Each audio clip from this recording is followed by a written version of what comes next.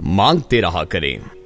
یہ واقعہ میرا نہیں ہے، میرے ایک دوست نے سنایا تھا اور اس نے بھی کسی اور سے سنا تھا، لیکن یہ کمال ہے اور اس میں زندگی کا شاندار بلکہ شاندار ترین سبق چھپا ہے۔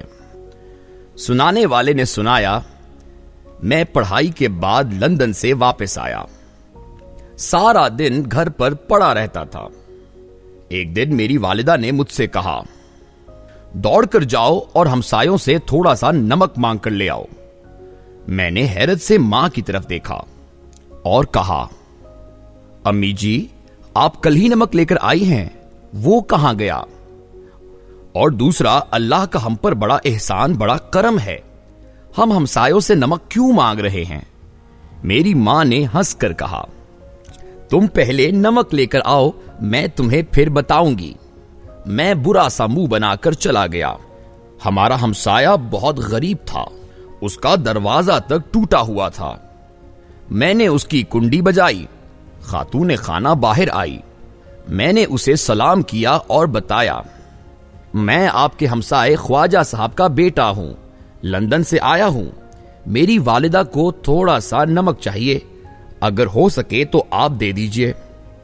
خاتون کے چہرے پر مسکراہٹ آ گئی، وہ اندر گئی، چھوٹی سی کٹوری میں تھوڑا سا نمک ڈال کر لے آئی اور مسکرا کر بولی، بیٹا امی کو میرا سلام کہنا اور پھر کہنا، آپ کو اگر مزید بھی کسی چیز کی ضرورت ہو تو آپ منگوا لیجئے گا، میرے پاس آج فریش بھنڈیاں بھی ہیں۔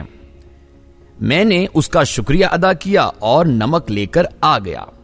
میں والدہ سے بہت ناراض تھا، مجھے نمک مانگتے ہوئے بڑی شرم آئی تھی۔ میری والدہ نے مجھے دیکھ کر کہا لگایا اور میرے سر پر ہاتھ پھیر کر بولی، بیٹا یہ لوگ غریب ہیں، یہ روز مجھ سے کھانے کی کوئی نہ کوئی چیز مانگتے ہیں۔ ان کے بچے شروع میں جب ہماری بیل بجاتے تھے تو مجھے ان کی آنکھوں میں شرمندگی اور بے عزتی محسوس ہوتی تھی۔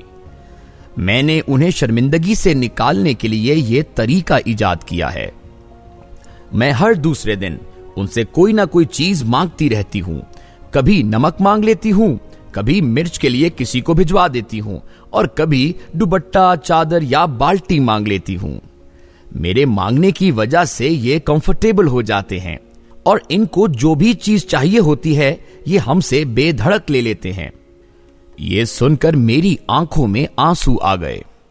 میں نے اپنی ماں کا ہاتھ تھاما اور دیر تک چومتا رہا۔ میری ماں نے اس کے بعد مجھے زندگی کا شاندار ترین سبق دیا۔ انہوں نے فرمایا، بیٹا اپنے غریب ہمسایوں، رشتہ داروں اور دوستوں سے چھوٹی چھوٹی چیزیں مانگتے رہا کرو، اس سے ان کی انا بھی تگڑی رہتی ہے اور ہمارا بھی ان سے تعلق قائم رہتا ہے۔ میں نے ایک بار پھر اپنی ماں کا ہاتھ چوم لیا۔ میری والدہ نے شام کو میرے ذریعے اس ہمسائے کے گھر سالن بھی بھجوا دیا۔ میں گوشت کا ڈونگا لے کر گیا اور ان سے تھوڑی سی بھنڈیاں مانگ کر لے آیا۔ اس رات مجھے طویل عرصے بعد لمبی اور پرسکون نیند آئی۔ یہ کیا شاندار واقعہ اور بے مثال سبق ہے۔ میں نے جب یہ سنا تو میرے سامنے بھی درجنوں واقعات کھل گئے۔ میرے والد بھی اپنے دوستوں سے تمباکو اور حکے کے لیے گڑ منگوایا کرتے تھے۔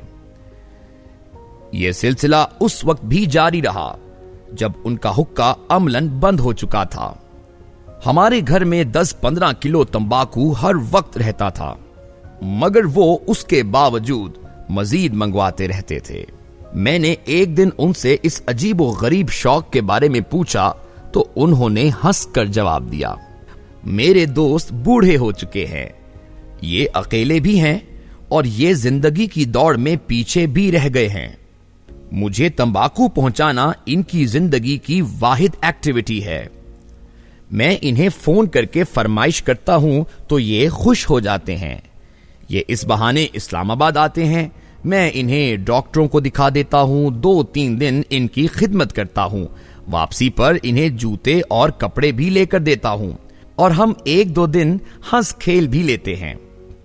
مجھے اس وقت والد کی منطق سمجھ نہیں آتی تھی، لیکن جب میں نے نمک کا واقعہ سنا تو مجھے والد، تمباکو اور ان کے سارے پینڈو دوست یاد آ گئے، اور پھر میں دیر تک سوچتا رہا ہماری بزرگ نسل کتنی شاندار اور وسیع القلب تھی، یہ کس طرح لوگوں کو اپنے ساتھ جوڑ کر رکھتی تھی، جبکہ ہم تقسیم در تقسیم نسل ہیں۔ ہمارا اپنی ذات کے ساتھ بھی تعلق ٹوٹ چکا ہے۔ لاہور میں میرے ایک دوست رہتے تھے، اللہ تعالیٰ انہیں جوار رحمت میں جگہ دے۔ میں جب بھی ان سے ملنے جاتا تھا وہ کسی نہ کسی ریسٹوران میں دعوت کرتے تھے، 10، 15، 20 لوگوں کو انوائٹ کرتے تھے، اور آخر میں بل ہمیشہ اپنے کسی نہ کسی غریب دوست سے دلاتے تھے۔ مجھے ان کی یہ حرکت بہت بری لگتی تھی۔ میں سوچتا تھا یہ کیا چول حرکت ہے۔ وہ بیچارہ ہمارے سامنے موٹر سائیکل یا رکشے پر آیا اور شاہ صاحب نے اسے 10-15 ہزار روپے کا بل ٹھونک دیا۔ اللہ تعالیٰ نے انہیں انتہائی خوشحال بنا رکھا ہے، انہیں کم از کم یہ چول نہیں ماننی چاہیے۔ میں کئی برس تک شاہ صاحب کی اس حرکت پر کڑتا رہا، لیکن پھر ایک دن شاہ صاحب پکڑے گئے۔ میں واش روم میں تھا، شاہ صاحب بھی اپنے غریب دوست کو پکڑ کر واش روم میں لے گئے۔ وہ دونوں نہیں جانتے تھے میں اندر ان کی گفتگو سن رہا ہوں۔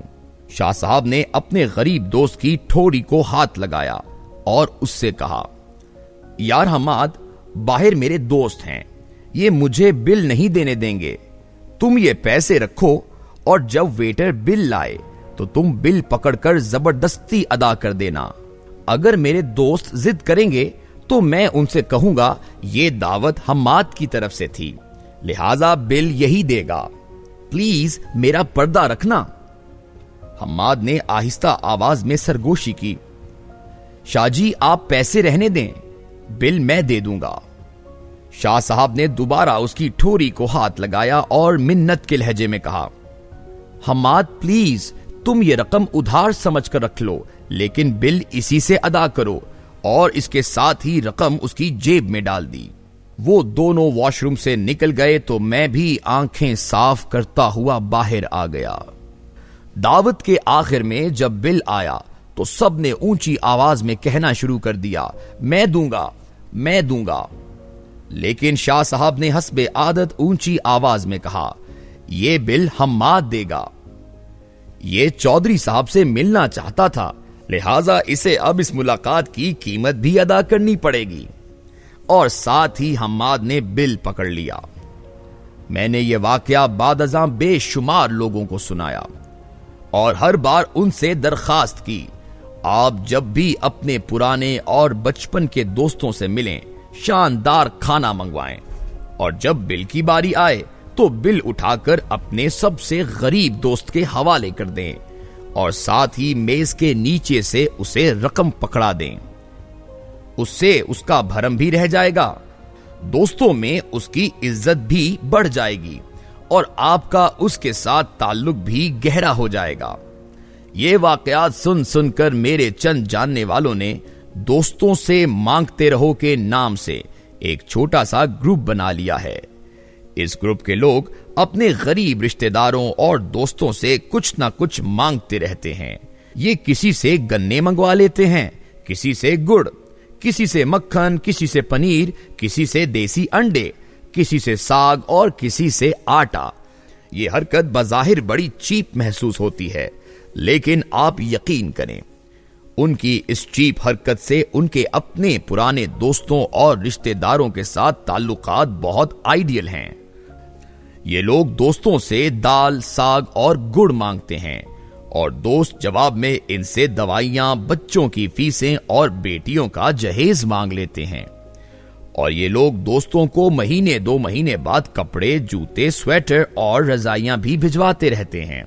آپ خود سوچئے، یہ لوگ اگر ان سے گڑ نہیں مانگیں گے تو یہ غریب دوست ان سے اپنی تکلیف اور ضرورت کا ذکر کیسے کریں گے؟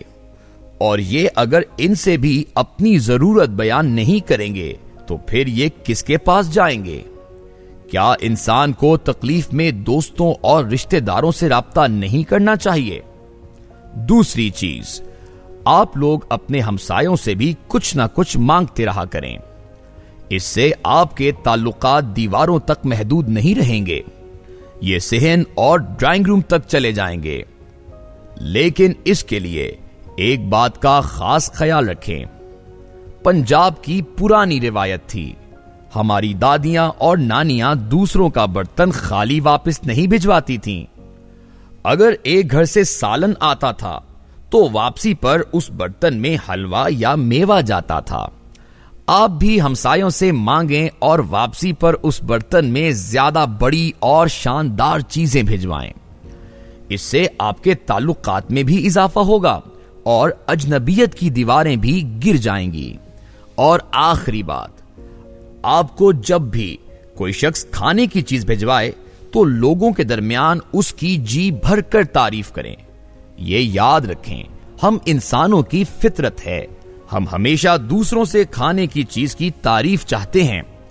آپ ذرا یاد کریں، لوگوں نے جب بھی آپ کے کھانے کی تعریف کی تھی تو آپ کو کیسا لگا تھا؟ آپ کو اگر اچھا لگا تھا تو آپ بھی یہ کر کے دیکھیں، دوسروں کو بھی بہت اچھا لگے گا۔ اور یہ بھی یاد رکھیں، ہم سماجی جانور ہیں، ہم دوسروں سے کٹ کر نہیں رہ سکتے۔ ہماری ساری خوشیاں دوسروں کے دلوں سے نکلتی ہیں، لہذا لوگوں سے رابطے میں رہا کریں، خوش رہیں گے، ورنہ اپنی ہی ذات میں قید تنہائی کا شکار ہو کر گھٹ گھٹ کر فوت ہو جائیں گے۔